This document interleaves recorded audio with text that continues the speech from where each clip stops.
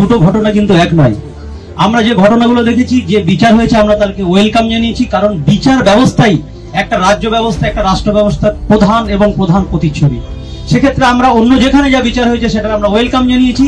যেমন ভাবে পুলিশ প্রশাসনকে, যেমন ভাবে আইনি কোর্ট আদালতকে আমরা রেসপেক্ট করেছি এবং ওয়েলকাম জানিয়েছি।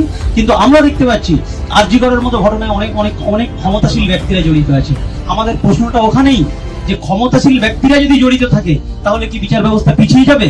বিচার ব্যবস্থা ক্ষমতাশীল মানুষের বিরুদ্ধেও যেমন হবে, সাধারণ যদি কেউ ক্ষমতাশীল নাও হয় তার বিরুদ্ধে অন্যায় করে, অন্যায়কারী যারা থাকবে, অন্যায়কারীর যে বিরুদ্ধে ব্যবস্থা হবে, সেটার জন্য রাজ্য এবং রাষ্ট্রের দায়িত্ব নিতে হবে।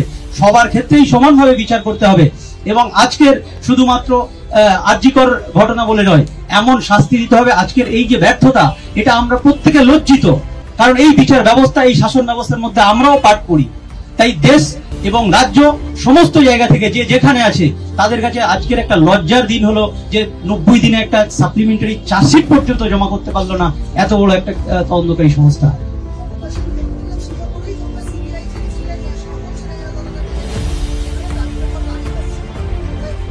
একদমই এই জন্যই আজকের আমরা যে একধারে যেমন হতাশ, অন্যদিকে তেমন আমরা ক্ষোভে ফেটে পড়েছি যে এই রকম দ্বিচারিতা করা যাবে না। অন্যায় যে করবে সে অন্যায়কারী। তাই অন্যায়কারীর বিরুদ্ধে যে যতটাই ক্ষমতাশীল ব্যক্তি হোক না কেন, সঠিকভাবে সঠিক চার্জশিট দিয়ে তাকে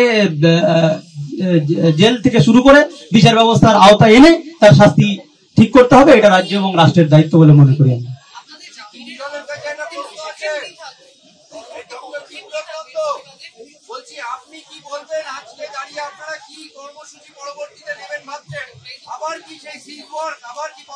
আমরা পরবর্তী যে কর্মসূচি নেব সেটা আমরা আমাদের যে মানে WBJDF West Bengal junior doctors front, আমরা নিজেদের মধ্যে একটি মিটিং করে আমরা সিদ্ধান্ত জানাবো। তবে আজকে প্রেয়ার মিটের পরে আজকে আমরা একটি মিছিল করব আর.জি. কর থেকে।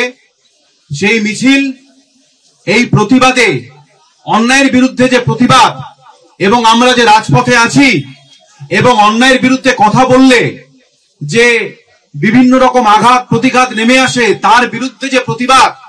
এবং আমরা দেখতে পাচ্ছি অন্যায়কে প্রশ্রয় দেওয়াটা এখন খুব স্বাভাবিক একটা প্রবণতায় পরিণত হয়েছে প্রত্যেকটি ক্ষেত্রে।